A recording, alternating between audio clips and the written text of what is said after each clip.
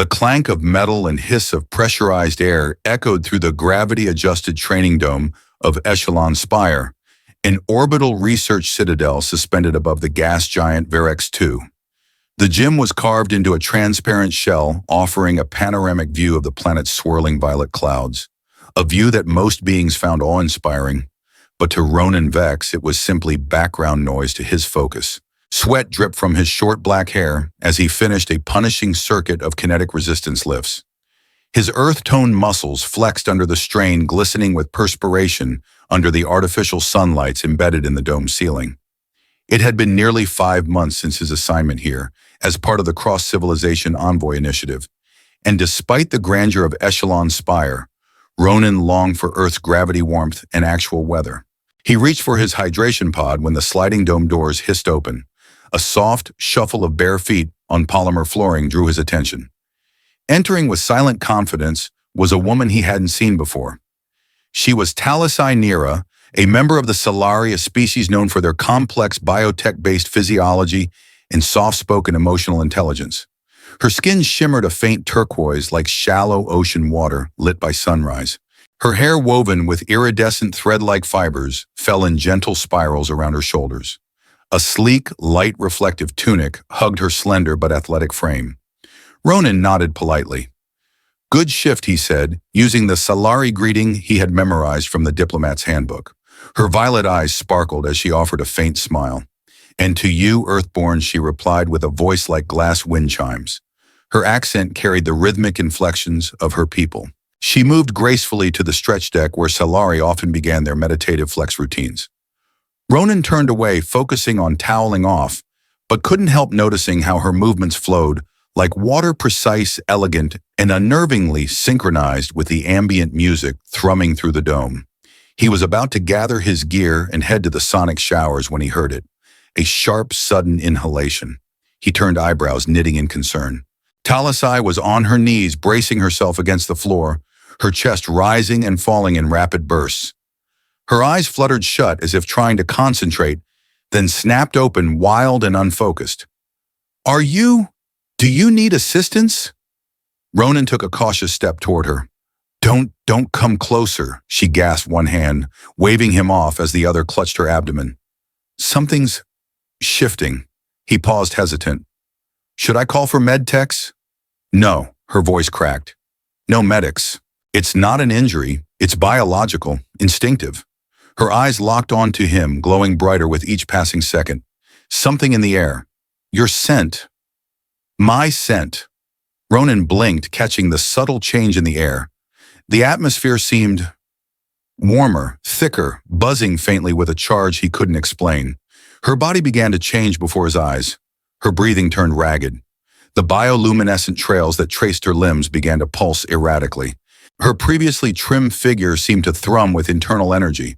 Her posture straightened, and her proportions, especially across her chest and hips, began to swell, reshaping with alarming rapidity. Her clothes, clearly grown to her former measurements, began to strain at the seams.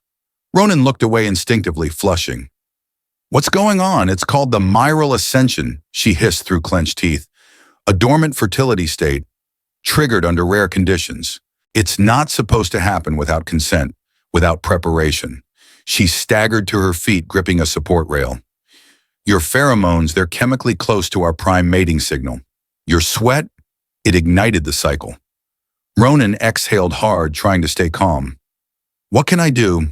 How do I help? Just, give me your jacket. I need cover before anyone else sees me like this." He stripped off his outer layer and handed it to her without a word. She tied it clumsily around her waist, covering the worst of the stretching fabric. "I need to get back to my pod," she said, teeth gritted, "before someone reports this as an interspecies violation." "I'll walk you there," Ronan offered, voice firm. "No offense, but you're not in shape to make it alone." She hesitated, then nodded. They slipped through the dim corridors of Echelon Spire's outer ring. Most of the staff were either on sleep cycle or confined to their own quadrants. Still, every turn felt like a gamble. Talisai walked close beside him, holding the edges of the jacket tightly. "I'm Talisai Nera," she said quietly, still breathless. "And you, human Ronan Vex, Envoy Class 4, Terran Liaison. I suppose our species are More biologically compatible than either of us expected? She muttered, her voice thick with embarrassed irony. As they reached her chamber, she leaned against the door frame and entered her access code. The door hissed open to reveal a sleek bioluminescent Solari-style apartment, glowing walls of living coral tech and floating data orbs hovering near a sleep pod. "Thank you," she whispered, her posture slumping the moment she was safely inside. "You didn't have to help. Someone had to," Ronan said. "I won't speak of this to anyone. Unless you want me to." "No," she said quickly. "Not yet. This changes things." Ronan nodded and turned to go. "Wait," Talasai called. "You should know this won't end in a day. The transformation phase stabilizes in about 72 hours. And there are urges, instincts. I'll manage them. But it's not over." He met her eyes that still glowed faintly in the low light. "Then we'll take it one step at a time." As the door sealed behind him, Ronan felt the gravity of the moment settle into his bones. He had trained for interspecies diplomacy, prepared for every cultural nuance and historical context except this. A biological chain reaction had just ignited a powder keg beneath the surface of fragile alliances. He didn't yet know how far the ripple would spread, but something had changed, and the galaxy would never be the same. Ronan sat at his terminal in the diplomat's quarters, elbows braced on the edge of the metal desk, fingers pressed against his temples. The overhead lights hummed softly, the only sound in the otherwise silent chamber. It had been just over an hour since he escorted Talasai back to her residence, but the memory still gripped him like a vice. The visual of her transformation, both stunning and disorienting, refused to fade. Even more than the physical, it was the raw intensity in her gaze that lingered with him. A primal flicker of instinct, foreign and yet somehow mirrored. His thoughts were interrupted by a soft tone from his console. A message. "Directive update, Priority Council briefing, Cycle 7 Sector Conference Room A11. Mandatory attendance." He cursed under his breath. The timing couldn't have been worse. Throwing on a clean shirt and his formal jacket, Ronan made his way down the polished corridors of the spire. The station never truly slept. The bioluminescent lighting shifted to cooler hues during rest periods, but motion continued all the same. Research drones, envoys, and species of every imaginable physiology going about their quiet routines. Sector A11's doors slid open at his approach. Inside, the atmosphere was taut. Seated at the end of the conference table was Delegate Maren Ithra, a wiry, hawk-eyed representative of the Council of Concordant Species. Her voice could split glass when she was displeased, and she rarely wasn't. Across from her stood Director Cable Dron, a Relari hybrid and current overseer of interspecies research liaisons. His slick black exoskin shimmered under the room's cold white lights. Ronan's pulse quickened when he saw who else was present: Ambassador Tel Kareth, the chief Silari envoy on Echelon Spire. And he wasn't alone. Beside Koreth stood High Arbiter Salvek Nira Talasai's father. Ronan recognized him from the limited species dossiers he'd memorized early in his assignment. He was taller than most Salari, with shoulders wrapped in crystalline woven armor and a face carved from diplomatic stone. Ronan's stomach sank. "You're late," Ithra snapped without looking up. "Apologies," he said, keeping his voice even. "I was completing a sanitation cycle after physical training." "That is precisely what we're here to discuss." Dron's voice clicked like insect legs across marble. Ronan blinked. "Excuse me," Ambassador Koreth spoke up, his tone clipped but not unkind. "We've received word of a biologically anomalous event involving a human and a member of the Solari delegation. We are here to ascertain its veracity and ramifications." High Arbiter Nira Salvek corrected coldly. "My daughter." Every eye turned toward Ronan. "I wasn't aware this had become a public incident," he said carefully. "It wasn't until Talasai triggered the building's internal quarantine failsafe," Dron replied. "Her biosignature flagged an unregistered spike in hormonal mutation. Security records place you with her minutes before the reading." Ronan forced a slow breath. She was in distress. "I offered assistance. I assumed medical discretion was paramount." "You assumed incorrectly," Salvek growled. "The Morel ascension is not a mere medical inconvenience.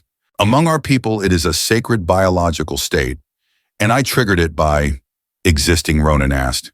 He hated the edge in his voice but couldn't fully restrain it. Salvek's gaze could have frozen stars.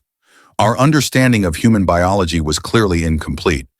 But if your presence was enough to catalyze the reaction, Ronan interrupted, that she did not choose. And neither did I. Korath raised a hand. Enough. We are not here to assign guilt, only to prevent interspecies chaos. The Myral ascension has not occurred spontaneously in over 4 generations. If the cause is human physiology, we are sitting on a volatile trigger across all diplomatic zones. The room fell into stunned silence. Then Ronan said slowly, "This isn't about me and Talasai. It's about what this means for every human-Solari interaction moving forward." No, Salvek snapped. "This is about my daughter who is bound by treaty to marry the heir of the Surinthai branch, a political union essential to maintaining peace between our kind and theirs." Ronan stepped back like he'd been struck. She didn't mention she wouldn't have.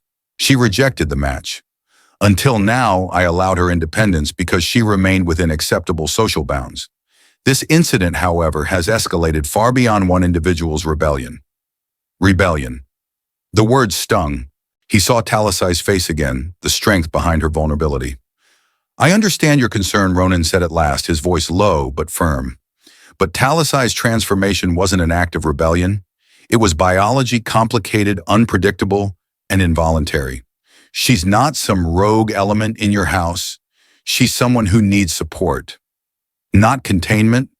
Salvek's eyes narrowed. "You presume much for someone who's triggered an ancient rite." "I don't presume. I was there." That Korath said gently but with weight is why a decision must be made. Drawn's multifaceted eyes gleamed. "There is precedent. The trials of pair bond compatibility." Ronan blinked. "The what?" Salvek scoffed. "Ancient traditions, long since abandoned for more enlightened models of union. Still legally valid," Korath countered. "Then explain," Ronan demanded. "The trials," Korath said, "are a sequence of rites designed to test the viability of an unintentional bond. Physical alignment, mental resonance, shared intent. If successful, the bond is acknowledged as legitimate. If failed, it is dissolved with no shame and all prior obligations reinstated." "So if we pass," Ronan said, "Talasai and I are considered matched under Solari law," Salvek finished grimly. "And her arranged union becomes null. And if we fail, her transformation is reclassified as a non-binding anomaly," Korath answered. "But her reputation, and yours, may not survive the scandal." Ronan's heart pounded. "Has Talasai been told she invoked the right herself?" Salvek said, almost surprised. "I thought she'd abandoned her heritage. But she clings to it now." "She's not clinging," Ronan said. "She's standing up for herself." A long silence fell. Finally, Ithra broke it. "Then it's decided. The trials commence at dawn." Korath stood nodding at Ronan. "Prepare yourself, envoy Vex. You represent not just your kind, but the possibility of something greater." As the doors slid shut behind him, Ronan felt the full weight of the coming trial settle on his shoulders. He hadn't asked for any of this, but for Talasai, he would see it through. The ceremonial chamber aboard Echelon Spire had been transformed overnight. A space once used for diplomatic receptions now pulsed with ambient Solari energy signatures.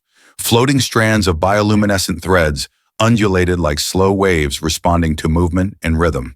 The floor shimmered with reactive crystals, forming a geometric circle at the center. Ronan Vex stood at the threshold, dressed in a sleek adaptive suit delivered to his quarters just before dawn. The suit was made of Solari silk weave, a hybrid of synthetic and biofiber that flexed with every movement and matched his body's electromagnetic signature. It clung to his frame with smooth precision, reinforcing his physique while allowing unrestricted motion. Across the room stood Ambassador Korath, flanked by several observers from both Earth's Envoy Council and Solari nobility. Tension buzzed faintly in the chamber's air, a silent orchestra of political calculations and cautious hope. Then the doors at the far end opened. Talasai Nira entered in silence. Her suit was a deep violet lined with elegant pulses of soft blue light that traced the natural patterns of her transformed figure. Where once her presence had been serene and subtle, now it radiated with magnetic force. Her skin, glowing faintly, bore fine luminous markings, evidence of the lingering Myral ascension. Her hair, once loosely braided, was now adorned with braided filaments of living light that danced with every movement. The transformation had not receded. It had stabilized. Ronan's breath caught for a fraction of a second, but he stepped forward onto the glowing ring, nodding slightly in her direction. Talasai nodded back, eyes unreadable. From a raised platform, High Arbiter Salvek Nira stood solemnly dressed in ceremonial armor that bore the crest of his house. His voice, amplified by the chamber's acoustics, echoed with quiet authority. "Trial 1 equilibrium," he announced. Long before the age of treaties and diplomacy, bonds among the Solari were forged through shared rhythm movement in unity. The trial begins now. With a motion of his hand, the chamber dimmed. Music began a tonal hum that resonated in the bones more than the ears. The crystalline floor brightened beneath Ronan and Talasai's feet, forming dynamic patterns that pulsed in rhythm. "This isn't a performance," Talasai whispered as they faced each other. "It's a test of alignment. Feel, don't think." Ronan swallowed his nerves. "No pressure, right?" She smirked slightly. "Only the weight of two civilizations." Then the light between them flared, and the dance began. The first sequence was simple. A mirrored step forward, one back. Arms raised, then lowered.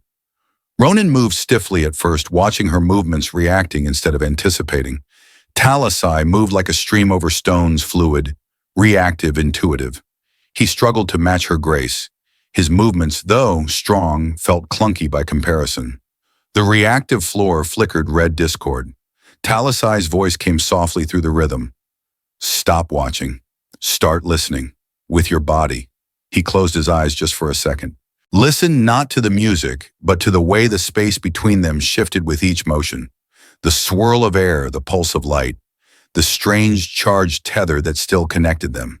He moved again. This time, instead of copying, he followed a current. Their motions became synchronized. Step, turn, dip, pause. The chamber responded. Light pulsed gold beneath their feet, and the tones of the music shifted to a new harmony. The complexity increased. They were now expected to move independently, yet remain connected, two bodies orbiting a shared rhythm without direct guidance. Ronan and Talasai began to circle each other. When she spun, he caught the rhythm and curved into a mirrored arc. When he extended an arm, she matched the movement with uncanny timing. The synchronization became natural, almost euphoric. Sweat beaded on his brow, but he didn't notice. He saw only her, the sway of her figure, the shimmer of her skin, the unspoken messages in her eyes. Their hands touched for the first time, brief, electric. A warmth ignited between them.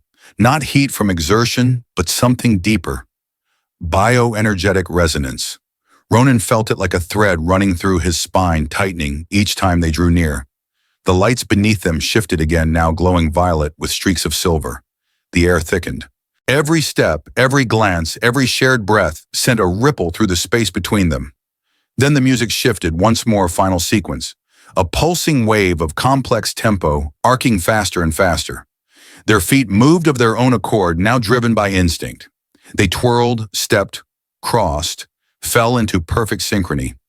Then, without instruction, they stepped into each other's arms. Their bodies touched fully. The music climaxed, and the lights flared to blinding brilliance. A final tone rang out. Silence. They stood still, breathing heavily, their foreheads inches apart. Ronan could feel the soft rise and fall of her chest against his. He could smell the subtle perfume of her skin like citrus in midnight air. Talasai's eyes, bright as twin moons, searched his. Trial 1, Salvik's voice came quieter than before, is complete. Synchronization. Achieved. There was something unreadable in his tone, part disbelief, part restrained concern. Ronan and Talasai stepped apart slowly. Neither smiled, neither spoke, but the tether remained visible only to them. As the observers quietly filed out of the room, Talasai leaned toward him, whispering just loud enough for him to hear. That wasn't supposed to happen. The resonance, it's real and strong. You're surprised I'm Solari, she said, her voice breathy. We're not supposed to form this kind of connection with off-worlders. Well, Ronan murmured, your biology disagrees. She gave him a half-smile, wary but not cold. Rest. The second trial begins at dusk. She turned and vanished through the side corridor, leaving Ronan standing in the aftermath of golden light and humming echoes. He didn't know what the second trial would entail, But for the first time since arriving on Echelon Spire, Ronan Vex felt something more than duty pulling him forward. Something real, something alive. Dusk fell over Echelon Spire like a silken veil, its artificial light gradually shifting from sterile white to soft shades of lavender and indigo. Through the station's outer viewports, the storm bands of Virex 2 curled like living marble, casting a faint violet hue into the corridors. Ronan Vex stood before a new chamber, this one far smaller and more intimate than the grand ceremonial hall. Unlike the reactive floors and projection lights of the previous trial, this room was dim and quiet, lit only by two tall, crystalline spires pulsing with gentle bioluminescence. Their surfaces shimmered faintly with encoded energy, the neural conduits of the second trial. Talasai was already inside when Ronan entered. She stood by one of the crystalline obelisks, her hands folded in front of her, her expression composed yet weary. Gone was the form-fitting ceremonial attire. She now wore a simple Solari robe that clung softly to her transformed figure, luminous lines of biomarking still tracing her arms and collarbone. Still sure about this, she asked gently as he approached. I danced in front of 3 alien ambassadors without tripping over myself, Ronan replied with a half smile. I figure I've hit my quota for embarrassment. Her laugh was faint. Embarrassment is the least of our concerns now. He looked at the crystalline interface. So, this one's not physical. No, she said. It's mental, emotional. We're about to open our minds to each other. You'll see everything I've experienced, and I'll see yours. Memory by memory, thought by thought. Ronan blinked. That sounds invasive. It is, she admitted, but it's also honest. There's no hiding in this trial. No posturing, no diplomacy, no pressure, he muttered. They stood before the twin obelisks, and at a signal from the chamber's automated facilitator, each placed a palm against the glowing surfaces. Light surged. A hum pulsed through Ronan's body. He gasped involuntarily as something foreign and warm threaded through his mind, not painful, but intimate, like fingers combing through the strands of memory. Then he was no longer in the room. He stood in the middle of a rolling meadow beneath twin suns, the air thick with floral pollen that glowed with bioluminescence. A younger version of Talasai ran barefoot through a field of violet grass, her laughter light and unburdened.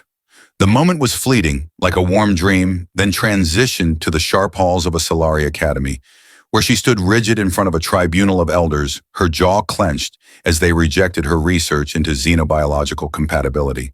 Their words echoed, "You're chasing myths. Focus on what's relevant to the Solari future."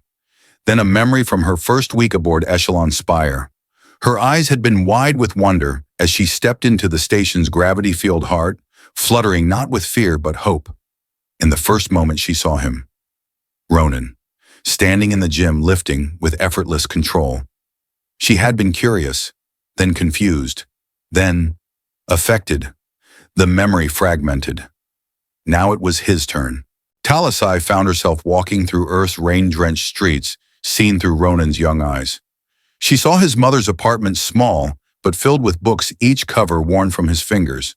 She stood in a Terran diplomatic training hall, watching him struggle to memorize alien syntax and etiquette, while other cadets dismissed him as too emotional for high-tier assignments. She felt his pride the day he was accepted to the Virex 2 mission, and the isolation that followed. The late nights staring out at the storm-swept planet, wondering if anything would ever truly make him feel home again. She felt everything. Every spike of joy, every pang of guilt, every crack in the armor he wore too well. Their consciousnesses collided. Flashes of laughter, anger, doubt, curiosity, longing. Then a shared moment from the gym, from two perspectives. The second her body began to change. The helplessness in her chest, the confusion in his, the way he shielded her, respected her, stayed near without invading her space. Her admiration for him deepened more than she'd admitted. Their minds reeled from the weight of full exposure, and yet neither pulled away. The energy receded. Ronan staggered back as the obelisk dimmed. Talasai did the same. Both stood in silence, breathless. For a long time, neither spoke. Then Talasai said quietly, "You weren't what I expected. You either," he replied. "You're braver than anyone gives you credit for." She shook her head slightly. "You've seen my fear. and your strength. Their eyes met again without barriers now. No misunderstandings. No cultural missteps. Only truth. The room's ambient light shifted to white as the automated voice of the station facilitator rang out. Second trial concluded. Neural harmonization achieved. Talasai turned slowly, her hands trembling slightly. There's something I need to tell you. Ronan waited. My father didn't want me on this station. He agreed only because he thought I'd fail here. Be humbled. Return obediently. He's probably not thrilled that you invoked the trials. He's furious, she said flatly. But now he can't stop it. Solari law is clear. If we pass the third trial, the bond is binding. Our compatibility will be canonized. Ronan hesitated. And if we don't, then you'll be reassigned. I'll be sent back to marry someone I've never met. And the bond between us will be erased in public record, an anomaly we pretend never happened. That sounds final. She stepped closer. That's why we can't fail. Ronan searched her face. You really want this, not for science, not for politics, for you. Yes, she whispered. Not because I planned it, but because despite everything it feels like something rare, something real. He lifted his hand, brushed a strand of silver light hair from her cheek. Then we see it through. She closed her eyes briefly under his touch, then nodded. Tomorrow, she said, voice steady, we face the final trial. Purpose, Ronan said softly. Yes, we declare what we seek from each other, from the bond. And the crystals judge us. And if they approve, then she said with a faint smile, we belong to each other, in the eyes of both our species. The doors slid open behind them, but neither moved. Ronan knew what had started in a quiet gym had now become something far greater than an accident. It was a turning point. For himself. For her. Maybe for both their worlds. And he wasn't walking away from that. Not now. The chamber of the third trial was unlike any Ronan Vex had seen aboard Echelon Spire. Unlike the bright ceremonial spaces or sterile diplomatic rooms, this one felt ancient, almost sacred. The walls were lined with flowing energy sigils, carved into obsidian black panels. Faint tendrils of light shimmered like auroras above their heads, casting patterns that shifted with each breath. At the heart of the chamber stood two pedestals, each embedded with a glowing crystal. Unlike the neural obelisks of the second trial, these radiated a soft, melodic resonance that seemed to pulse with their own heartbeat. Waiting near the center was High Arbiter Salvek Nira, his presence colder than ever, flanked by two Solari officiants in metallic gray robes. On the other side, Ambassador Kareth stood quietly with a small human delegation, observing without interference. As Ronan and Talasai entered together, the room silenced as if holding a collective breath. Salvek's voice cut through the quiet like a blade. This is the trial of purpose. Each participant will speak their truth, what they seek from this bond, and what they are willing to give. The crystals will judge the alignment of intent. If your truths harmonize, the bond is sanctified. If not, this experiment ends here. Ronan swallowed hard but kept his expression calm. He felt Talasai's fingers briefly brushes grounding him. Salvek gestured toward the crystals. Begin. Talasai stepped forward first. She placed her hand on the crystal to her left. It pulsed to life under her touch, blue and white ribbons of light flowing through its surface like veins of living energy. I seek understanding, she said, voice clear and strong despite the tension. Not just scientific understanding, though. That is part of it. For years, I studied xenobiology, hoping to discover new links between species, proof that we are not as different as we pretend. But this, she paused, eyes flicking toward Ronan. This is more than theory. The crystal brightened, its resonance growing warmer. I seek a partner who challenges me, who respects my independence, but also sees my soul, not just my role in a political lineage. Her voice faltered slightly, then strengthened. I seek a bond not forged by tradition, but by choice. The crystal pulsed gold, steady and radiant. Talasai stepped back. All eyes turned to Ronan. He moved forward slowly, placing his hand on the second crystal. It felt cool, then warm, as if testing him. He took a breath. I've spent most of my career learning to bridge divides. Politics, language, power, war, diplomacy is built on maintaining distance. But this, he glanced at Talasai, letting his voice drop to something more honest. This is about closeness. The crystal began to flicker, catching his emotional wavelength. I seek connection, he continued. Not because it's convenient, not because it serves an agenda, but because in you, Talasai, I see not just difference but reflection. I see someone who defies expectation, who stands in the gap between worlds and refuses to shrink from it. The crystal brightened further. I seek to walk beside you, not as a diplomat or a representative, but as your partner, in truth and in whatever lies ahead. The crystals responded in unison. Beams of light extended from each pedestal, intertwining midair, in a radiant helix that spiraled upward and exploded into a gentle burst of shimmering particles. The resonance was undeniable, harmonized, aligned. A sound like chimes echoed through the room as the officiants bowed their heads. Salvek's face tightened, but even he could not refute the result. The crystals have spoken, he said with a strained voice. The bond is valid. Recognized. Ambassador Korath stepped forward, now his expression one of composed relief. Then under concordant law and Solari tradition, envoy Ronan Vex and scholar Talasai Naira are bound physiologically and culturally. A soft murmur passed through the observers. Ronan turned to Talasai. What happens now? She exhaled, tension loosening in her shoulders. Tradition says we celebrate the bond.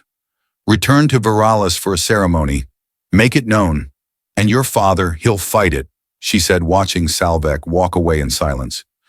But he can't undo what the crystals confirmed, not without defying the very heritage he claims to protect.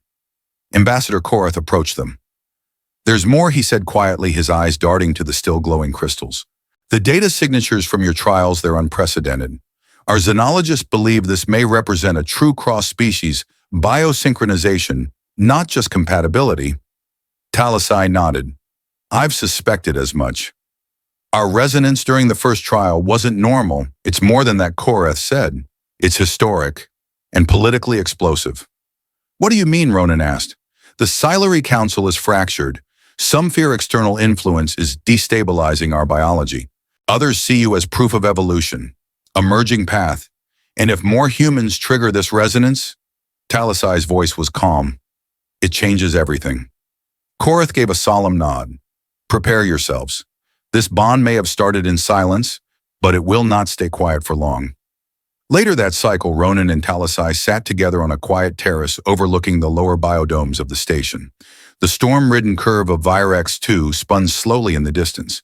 She sipped a cup of heated clarity root infusion, an herbal Solari tea, and leaned her head gently against his shoulder.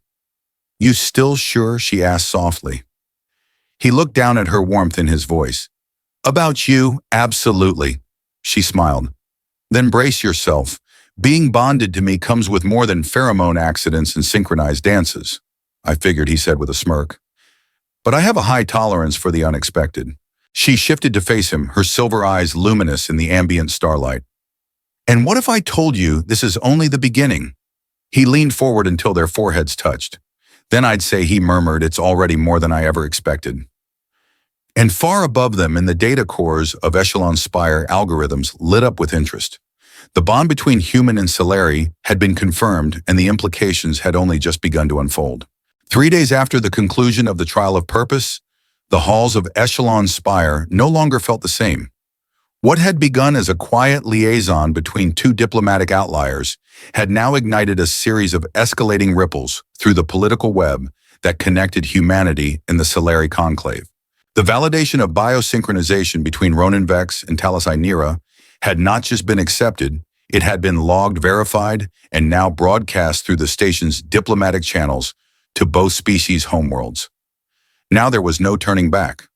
Ronan adjusted his uniform as he stood outside the Central Assembly Hall, a towering amphitheater designed to host multilateral conferences. From inside, he could already hear murmurs, dozens of voices in at least 8 languages preparing for the special session. He glanced at his reflection in the polished obsidian walls. For once, he didn't see a low-ranking envoy. He saw someone different, still grounded, still human, but now tethered to something much larger than a mission. The doors opened with a hiss. Talasai entered. She wore the full formal regalia of a bonded Solari partner, a sleeveless ceremonial robe layered over her tunic, marked by the glowing insignia of the Naira house on her shoulder. Her hair was braided into intricate loops threaded with silver filament, and her bioluminescent markings had settled into a steady, soft glow. "You look," Ronan said, his throat tightening slightly, like a supernova pretending to be a scholar. "Flatterer," she replied with a soft smile, but her tone was wary. "You ready as much as I can be? Have the factions made their positions clear?" Talasai nodded. "There's division. The Covalent Circle supports our bond. They believe this could open new paths of hybrid medicine and even cultural fusion. But the Traditionist Order, they want me removed from the station, sent back to Viralis for purification, and they've gained traction with the old clans." "What about your father?"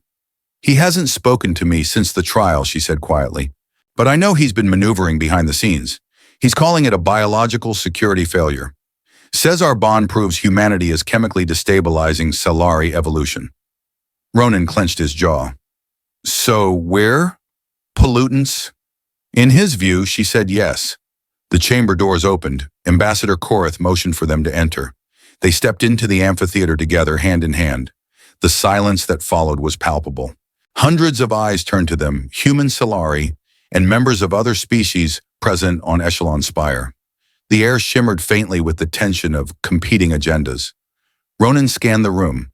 High Arbiter Salvek Nira sat in the center row of the Solari delegation, his expression carved in stone. Korath began the session with formal proceedings, then yielded the floor. Talasai stepped forward. "My name is Talasai Nira," she said, her voice firm, "and I stand before you not only as a scholar of xenobiology, but as a bonded partner to envoy Ronan Vex. Our trials were not symbolic. They were validated. Our compatibility is not theoretical, it is real. Confirmed. Lived." The murmurs grew louder. "I know this frightens some of you," she continued, "because it upends what we thought we knew. For centuries we believed interspecies intimacy could not yield resonance, that we were too different genetically, spiritually, emotionally. But we were wrong. A flicker of bioluminescence moved across her skin. This bond has already begun to reveal medical potentials. Genetic pathways previously dormant in both species have shown reactionary activation, symbiotic neural harmonics, even emotional synchronization." Ronan watched as even some skeptical Solari leaned in closer. She wasn't just speaking from belief, she was presenting observable data. Real science. Then Salvek stood. His voice boomed across the chamber. "I acknowledge my daughter's courage, but courage does not supersede caution, nor does a bond negate consequence. What if this resonance, this anomaly, is not a miracle, but a contagion?" Ronan stepped forward now, leveling his gaze at Salvek. "Contagion implies infection. What happened between Talasai and me wasn't viral. It wasn't engineered. It wasn't manipulated. It happened because our minds recognized something in each other. Something no one anticipated." Salvek narrowed his eyes. "And what if it happens again? To others, how do we control it?" "You don't," Talasai said calmly. "You study it. You learn from it. You adapt. That's how science grows. That's how societies evolve." Korath cleared his throat. "Perhaps this is an appropriate time to present the initiative." Talasai nodded. "We propose a joint research institute here on Echelon Spire, staffed by human and Solari scientists, overseen by a neutral council. Its goal to study the nature of cross-species resonance, to determine the scope, risks, and opportunities it presents." Gasps echoed through the room. Korath continued. "The facility would not be a political entity. It would answer only to the Interstellar Concord and the Bioethics Tribunal." Salvek looked visibly rattled. "And you would be its directors." Ronan looked at Talasai, then back at the chamber. "We would serve as its first test subjects. Publicly, transparently." The chamber exploded into discussion, some supportive, some angry. Eventually, a quiet knock of a gavel-like tone rang out, silencing the chamber. Korath raised his voice. "The motion will be reviewed by the Tri-Civil Committee. Until then, no punitive measures will be taken. Envoy Vex and Scholar Nira are to be placed under diplomatic protection." Salvek's face twisted in frustration, but he did not object. The rules were binding even for him. That night, Talasai and Ronan returned to her quarters. For once, there were no alarms, no summons, just silence. She peeled off her ceremonial robe and sat by the soft, glowing orb of her hearthlight, looking utterly exhausted. Today could have ended in exile, she said softly. But it didn't, Ronan replied, kneeling beside her. You stood your ground. She leaned into him. And you stood with me. His hand found hers. Always. They sat together in silence for a long while, watching the lights of Echelon Spire flicker in the stormy orbit of Virex the Sueton. Talisai turned her head slightly. You know we still haven't observed one of the older Solari customs. Ronan smirked. Oh, which one is that? She gave a tired but genuine smile. Bonded pairs are supposed to sleep under the same frequency field to help their resonance stabilize. Sounds scientific. Very, she said, and deeply personal. He stood offering his hand. Then let's follow protocol, he said, a warm glint in his eyes. She took it. The sound of rainfall, artificial yet soothing, filled the room. Inside the specially prepared chamber on Echelon Spire's Deck 7, Ronan Vex lay on a biopad tuned to his neural frequency, eyes half closed as waves of soft sound rippled through the air. The resonance field enveloped him, a glowing mist of calibrated particles meant to synchronize with his biosignature. Across from him in a matching bed lay Talisai Nira, her skin pulsing with faint bioluminescence as the field adjusted to hers. Between them hovered a data construct, the translucent silhouette of a sphere containing strands of light, pulsing rhythmically like a heartbeat. They had slept like this for 3 nights now. Not as lovers, not yet, but as bonded souls undergoing the harmonic stabilization protocol, a Solari custom traditionally meant for post-union couples to attune their emotional, mental, and physical rhythms. But tonight something was different. The resonance hum deepened. The data sphere flickered. Talisai sat up slowly, her brows furrowed. Do you feel that? She whispered. Ronan opened his eyes. Yeah. Like the frequency just shifted. Talisai reached toward the sphere fingers, hovering just above the interface. The field is responding to something external, not us. The room's ambient light dimmed, replaced by the soft crimson of an alert. The sphere flickered, then projected a map of the station, highlighting multiple resonance points. At least 5 across different modules, all blinking. Other activations, Ronan said, rising to his feet. Talisai's eyes widened. They're spreading. Within moments, Korath's voice came over the comms. Talisai. Ronan, report to the command center immediately. We have a situation. 10 minutes later, they stood before a curved wall of floating holoscreens. Data raced across every panel biosignature, readings, environmental responses, genetic overlays. And on the central display, 5 confirmed resonance spikes, each registered at the moment of physical proximity between a human and a Solari crew member. The initial reaction began in the botanical lab, said Korath, gesturing to a live feed. A human biologist and a Solari environmental technician stood in visible distress surrounded by scanners. Similar to what happened with you, Talisai. Unplanned proximity, uncontrolled biological reaction. How is that possible? Ronan asked. We were told the bond was unique, singular. Talisai moved to the scanner, her fingers dancing over the interface. It's not identical. These cases show lesser activation, no full Myrel ascension. But the markers are there. Emotional surge, bioelectric feedback, skin phosphorescence. Korath's face was grim. Your bond wasn't an outlier. It was the beginning. Ronan felt a chill that had nothing to do with temperature. So what happens now? We quarantine the affected pairs for observation, Korath replied. The Conclave will want answers. Earth Command is already demanding reports. If this spreads unchecked, Talisai turned slowly. We need to finish the research center proposal. Immediately. You mean the Institute? Ronan asked. No, not just that. Her tone hardened. We need to reframe the narrative. This isn't an accident. It's an evolutionary signal.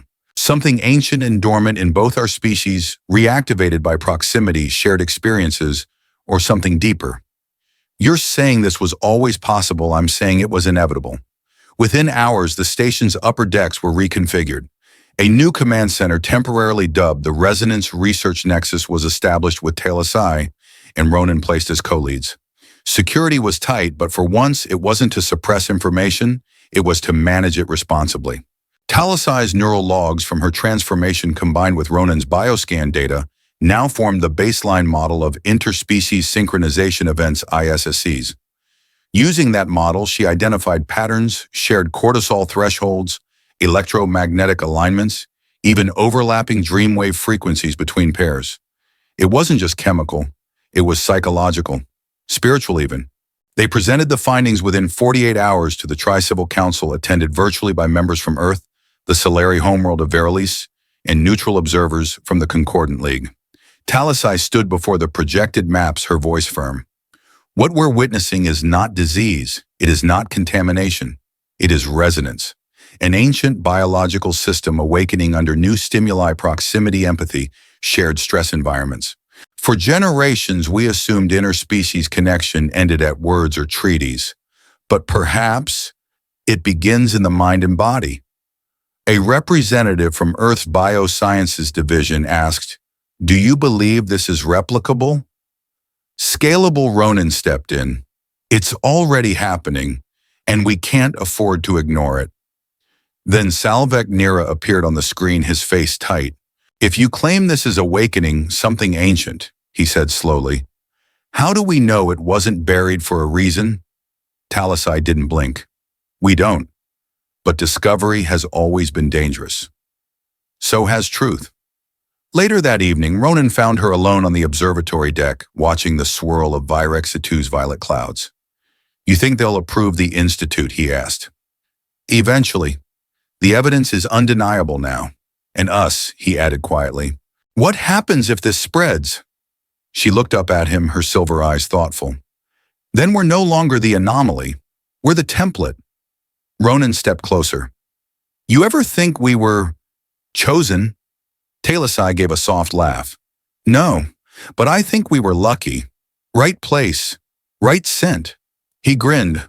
"Romantic. Practical," she countered. He gently placed his hand on her lower back, just above the soft tracing of bioluminescent lines. "You're glowing again, I know," she whispered. "So are you." And together in that quiet corner of a station orbiting a violent world, they stood beneath the stars, no longer just bonded individuals, but the first ambassadors of a new kind of unity. One born not of treaties or war, but of resonance.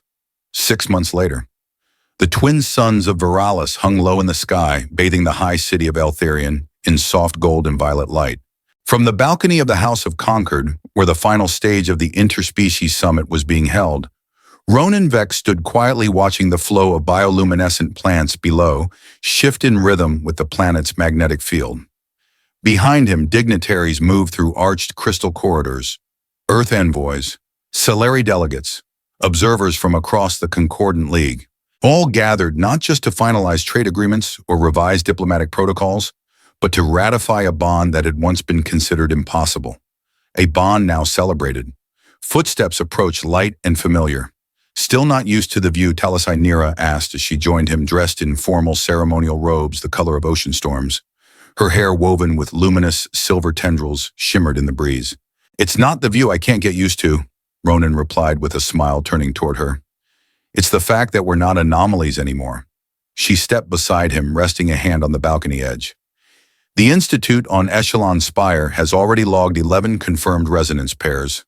3 human Solari, 2 human Al-Haret, and even 1 Solari Neravian." "Neravians," Ronan raised an eyebrow.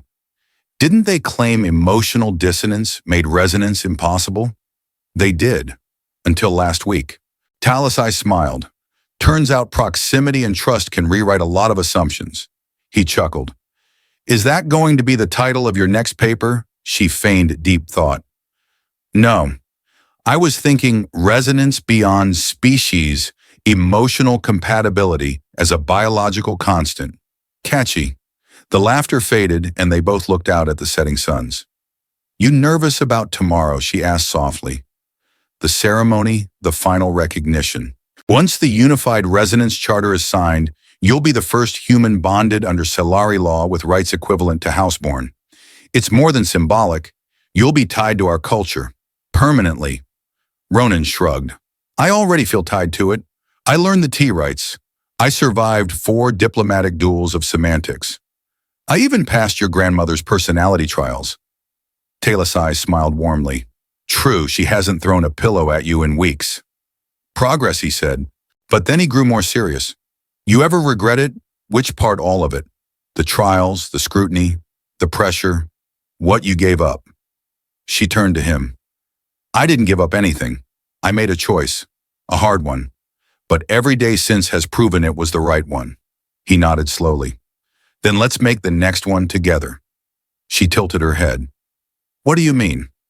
From the folds of his robe, he drew a small orb-shaped object about the size of a marble. It glowed faintly with the same resonance color as their bond. A Kythe crystal, she whispered. The kind bonded pairs use in ancient Solari vow rituals. I did some reading, Ronan said.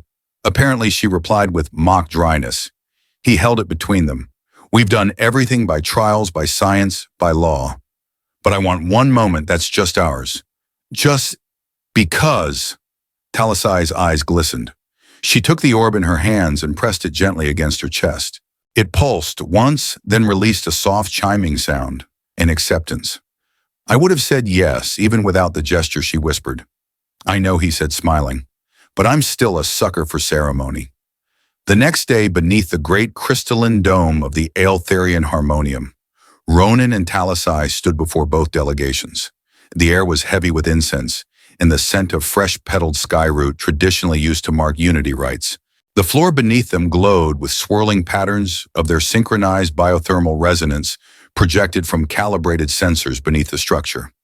High Arbiter Salvek Nira, once the most opposed to their bond, now stood as a formal witness, his silence more telling than 1,000 words.